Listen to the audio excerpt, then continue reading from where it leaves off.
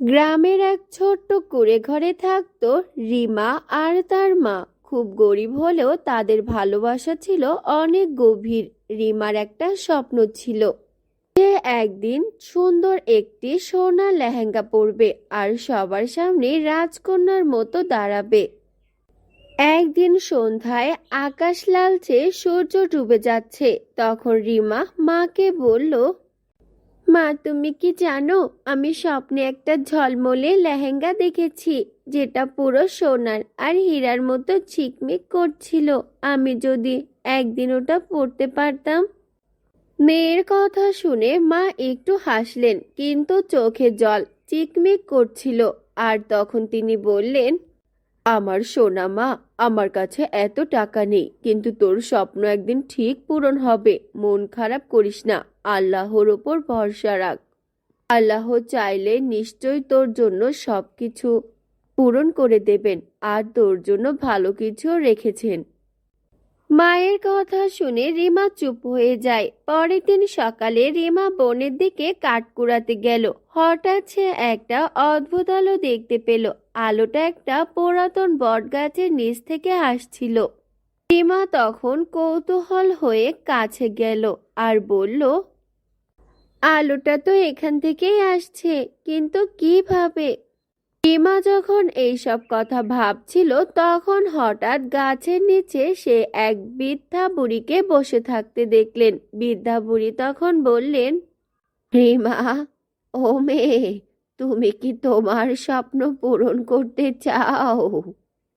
রিমা তখন অবাক হয়ে বলল, আপনি আমার নাম জানলেন কিভাবে? আর আমার স্বপ্নের কথাও বা জানলেন কিভাবে? আপনি কি আমাকে চেনেন? বৃদ্ধা বুড়িমা তখন মৃদু হেসে বললেন, আমি অনেক কিছু জানি। তুমি যদি সাহসী হও আর ভালো মনের হও, তাহলেই তুমি পাবে সেই জাদুর হীরা আর সোনার লেহেঙ্গা। রিমার চোখ উজ্জ্বল হয়ে উঠল। তারপর সে বলল, আমি কি করতে পারি বলুন, আমি সব করব। আচ্ছা, তাই নাকি? তাহলে শোনো, তোমাকে তিনটি কাজ করতে হবে। প্রথমত, কাউকে সাহায্য করতে হবে, বিনিময়ে কিছু না চেয়ে।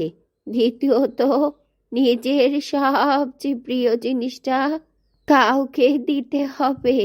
আর তৃতীয়ত, কখনোই মিথ্যা বলবে না। রিমা তখন দৃঢ় কণ্ঠে বলল, আমি সব করব, আমি আপনার সব শর্ত মানব। এরপর রিমা সেই শর্তগুলো মানতে প্রথমের কাজের জন্য সে পথ ধরে হাঁটছিল। হঠাৎ সে দেখলো এক বৃদ্ধ মানুষ রাস্তার পাশে পড়ে আছেন। রিমা ছুটে সেই বৃদ্ধ মানুষের কাছে গেল। এরপর তাকে দেখে সে নিজের পানির বোতল বের করে বৃদ্ধকে পানি পান করালো। এরপর তাকে রাস্তা পারাপার করে একটা গাছের নিচে বসিয়ে দিল। বৃদ্ধ তখন খুশি হয়ে তাকে অনেক অনেক দোয়া করে দিল। তারপর সে তাকে বলল, রিমার যেন সবচেয়ে বড় মনের আশা পূরণ হয় আর সে যেন অনেক বড় পুরস্কার পায়।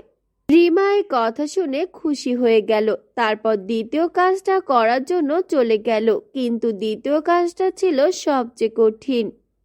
রিমার কাছে একটাই প্রিয় জিনিস ছিল, তার বাবার দেওয়া একটি ছোট্ট রূপার লকেট। হঠাৎ সে দেখলো এক ছোট্ট মেয়ে কাঁদছে। রিমা তখন তাকে জিজ্ঞাসা করলো, তুমি কাঁদছো কেন? কি হয়েছে তোমার? আমাকে বলতে পারো। আমি আমার মায়ের দেওয়া স্মৃতিচিহ্ন হারিয়ে ফেলেছি। আমার কিচ্ছু নেই। আমি এখন অমন একটা লকেট চাই। ছোট্ট বাচ্চা মেয়েটির কথা শুনে রিমা কিছুক্ষণ চুপ করে রইল।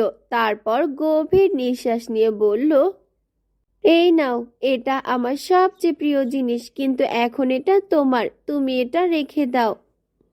ছোট্ট বাচ্চা মেয়েটি অবাক হয়ে তখন বলল, তুমি তুমি সত্যি এটা আমাকে দিচ্ছ আপু? তুমি অনেক অনেক ভালো, দেখবে তোমার অনেক মঙ্গল হবে। রিমা তখন হেসে উঠে বলল, হ্যাঁ, দিচ্ছি, কারণ এটা আমার থেকে তোমার কাছে থাকলে বেশি প্রয়োজনীয় জিনিস হবে। এটা তুমি তোমার স্মৃতিচিহ্ন হিসেবে রেখে দিও। মেয়েটি তখন খুশিতে লাফালাফি করতে লাগলো। রিমা চলে গেল তৃতীয় কাজের জন্য। বন্ধুরা, তোমরা যারা যারা তোমাদের নাম দিয়ে মজার মজার গল্প শুনতে চাও তারা এখনই তোমাদের নামগুলো কমেন্ট বক্সে লিখে জানাও। আমরা পরবর্তী গল্পে তোমাদের নাম ব্যবহার করব। আর এখনো যারা আমাদের চ্যানেলটিকে সাবস্ক্রাইব করনি তারা তাড়াতাড়ি চ্যানেলটিকে সাবস্ক্রাইব করে দাও আর আমাদেরই পাশে থেকো।